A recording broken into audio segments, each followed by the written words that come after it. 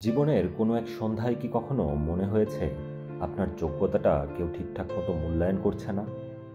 যেখানে আছেন, যা করছেন, চাকরি হোক, সম্পর্ক হোক কিংবা বন্ধুত্ব, সবখানেই কেমন যেন একটা অবহেলার গন্ধ।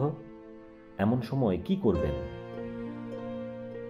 চুপ করে বসে থাকবেন, নাকি নিজের ভ্যালুর জন্য লড়াই করবেন?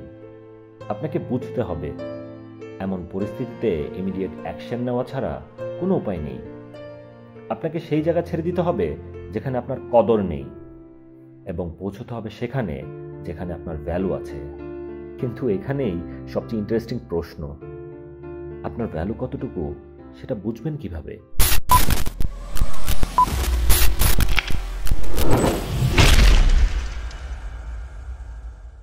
আসসালামু আলাইকুম, স্বাগতম বুম বুম কাকার চ্যানেলে। আরো একটা নতুন ব্লগ ভিডিও নিয়ে হাজির হয়ে গেছি আমি, আপনাদের নমি কাকা। আর যাইতেছি একটু বইমেলার দিকে। বইমেলাটা শুরু হয়ে গেছে কয়েকদিন হইলো, হয়তো বা আমার এই ভিডিওটা আপলোড দিতে দিতে আরো 3-4 দিন হয়ে যাবে। সো তারপরে এই মুহূর্তটা আপনাদের সাথে শেয়ার করে রাখতে পারবো, এটা ভেবে ভালো লাগতেছে।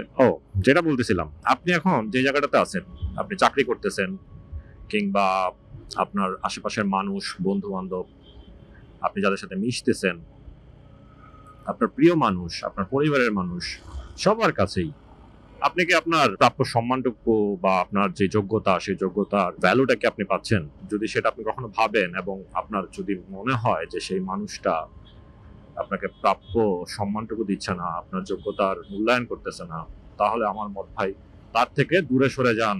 কারণ সময়ের মূল্য দিতে শিখেন। দেখেন, আপনি যে মানুষগুলোর সাথে মিশতেছেন বা আপনার পরিবারের মানুষ, আপনার বন্ধু বান্ধব, আপনার প্রিয় মানুষটা, আপনি আপনার জায়গা থেকে প্রপার সম্মানটা দিচ্ছেন, তার মূল্যায়ন করতেছেন, সে একটা কথা বললে সেই কথাটা শুনতেছেন, তাকে গুরুত্ব দিচ্ছেন। অথচ যদি আপনার মনে হয় যে সেই মানুষটা আপনাকে মূল্যায়ন করতেছে না, তাহলে ভাই সেই মানুষটার সাথে কেন থাকবেন? এখন আপনি বুঝবেন কি করে যে সেই মানুষটা আপনাকে প্রপার মূল্যায়ন করতেছে? দেখেন, 2025 সাল চলে, দেশ আগায় গেছে, মানুষ আগাচ্ছে, দুনিয়া আগায় যেতেছে ভাই। আপনি যদি এখনো ব্যাকডেটেড হয়ে পড়ে থাকেন আর চিন্তা করেন যে হবে একদিন না কিছু একটা হবে, তাইলে ভাই আপনি এখনো বোকার স্বর্গে বাস করতেছেন। আপনার উচিত হবে নিজেকে নিয়ে একটু ভাবা। এই 25 সালে এসে যদি নিজেকে নিয়ে না ভাবেন, তাহলে ভাই সব গেছে, আপনার আগামাথা সব গেছে। ভবিষ্যতে আফসোস ছাড়া জীবনে আর কিছুই বাকি থাকবে না। যাই হোক, এখন আমার জায়গা থেকে, আমার ব্যক্তিগতভাবে আমি যখন এই জিনিসটা আমাকে নিয়ে ভাবছি, আমার মনে হয়েছে যে কিছু কিছু মানুষের কাছ থেকে দূরে সরে যাওয়াটা আমার জন্য বেটার, বা তাদের সাথে হয়তো বা সম্পর্কটা অনেক ভালো আছে। আবার এই ব্লগ ভিডিওটা দেখলে বা শুনলে হয়তো বা ভাবতে পারে যে ভিডিওটা তাকে উদ্দেশ্য করে করা। বিষয়টা ওইরকম না। বিষয়টা আমার জায়গা থেকে আমার জন্য যেটা বেটার মনে হয়েছে আমি সেটাই করেছি, করছি এবং করব, আমার জন্য, আমার পরিবারের জন্য। এবং আমার মতে এই ব্লগ ভিডিও যারা দেখবে, প্রত্যেকের উচিত তাদের নিজেদেরকে নিয়ে ভাবা, নিজেদের নিয়ে সময় দেয়া। কারণ ভাই, জীবনটা ছোট্ট একটা জীবন। এত ছোট্ট একটা জীবনের যে সময়টুকু আছে, এই সময়টুকুর প্রত্যেকটা মুহূর্ত আপনাকে ইউটিলাইজ করতে হবে, প্রত্যেকটা মুহূর্তের আপনার হিসাব করতে হবে। যদি আপনি প্রত্যেকটা জায়গা থেকে প্রাপ্য মূল্য পান আপনার সময়ের, তাহলেই আপনার লাইফ আগাইতে পারবেন। অন্যথায় কোথায় যে থাকবেন, ভাবুন, ভাবা প্র্যাকটিস করুন। আমার কোনো এক প্রিয় মানুষ এই কথাটা আমাকে বুঝাইছে, ভাবুন, ভাবা প্র্যাকটিস করুন। যাই হোক, আজকে আমি আপনাদেরকে বলতেছি, ভাবতে থাকেন ভাই। এখন আমি কিছু জিনিস আপনাদের সাথে একটু শেয়ার করে দেই, তাইলে হয়তো আপনাদের বুঝতে সুবিধা হবে। সময়ের যে মূল্যটা, এটা আমরা বইয়ে অনেক পড়ি যে সময়ের মূল্য দিতে শেখো, ছোটবেলা থেকেই শিখে আসতেছিলাম, পড়তেছিলাম। বাট এটার যেই ভাবার্থ, এইটা আসলে অনেক পরে এসে বুঝছি। যতদিনে বুঝছি ততদিনে অনেক অনেক অনেক পিছিয়ে গেছি। যদি এটা আরো আগে বুঝতাম, হয়তো বা আরো আগে থাকতে পারতাম। তবে আলহামদুলিল্লাহ, এখনো যে জায়গায় আছি, আলহামদুলিল্লাহ ভালো আছি। যেন আরো সামনে আগাইতে পারি, সবাই দোয়া করবেন।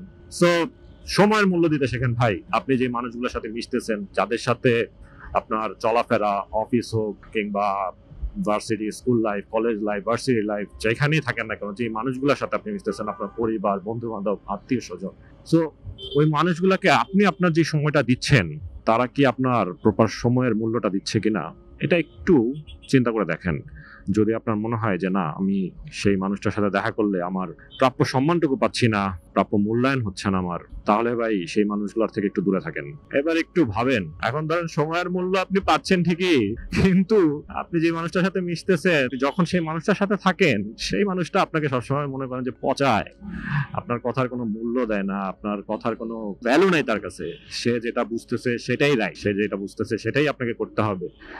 তাহলে ভাই কিচ্ছু হবে না আপনার জীবনে।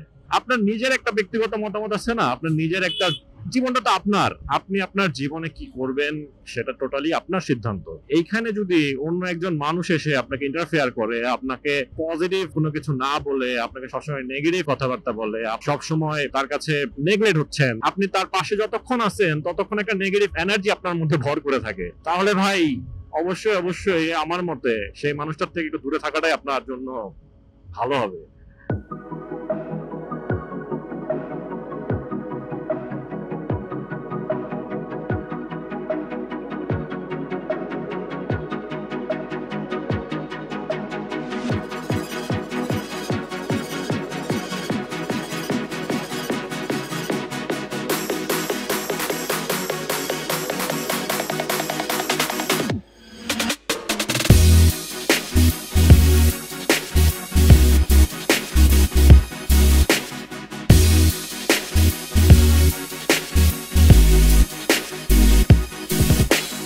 আপনি আপনার জীবনের এই সময়টা পর্যন্ত যাদের সাথে এখনো মিশতেছেন, আপনি তাদের জন্য যে অবদানটা রাখতেছেন, সেই অবদানের কতটুকু মূল্য আপনি পান? প্রিয় মানুষটার জন্য কিছু একটা করলেন, তার বিপদেই হোক কিংবা ভালো সময় হোক, তার পাশে থেকে আপনি তাকে সাপোর্ট দিলেন, অথচ সেই মানুষটা আপনার পাশে আপনার বিপদের সময় অথবা আপনার একটা ভালো সময়ও সে আপনাকে একটা শুভেচ্ছা জানায় না, অথবা সেই মুহূর্তের কোনো মূল্যই তার কাছে নাই, তাহলে ভাই ওই মানুষটা আপনার জন্য অন্তত পক্ষে যোগ্য না।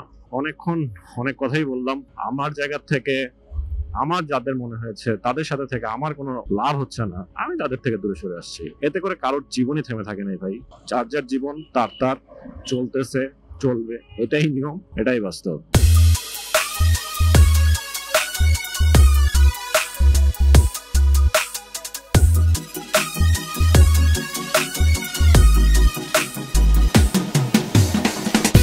আমার কথাগুলো যদি শুনেন তাহলে হয়তো বা কিছুটা বুঝতে পারবেন, আর বুঝতে না পারলে ক্ষমা চেয়ে নিচ্ছি, কারণ আমি ভাই গুছায়া কথা বলতে পারি না।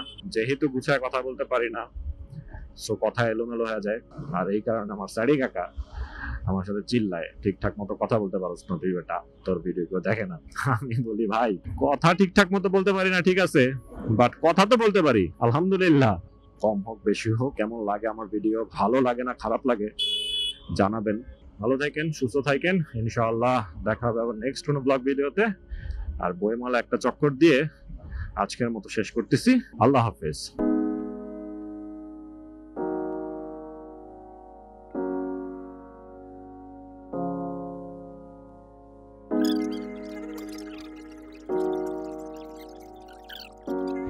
ভাই ফ্রেশ ক্যানটা কই ভাই?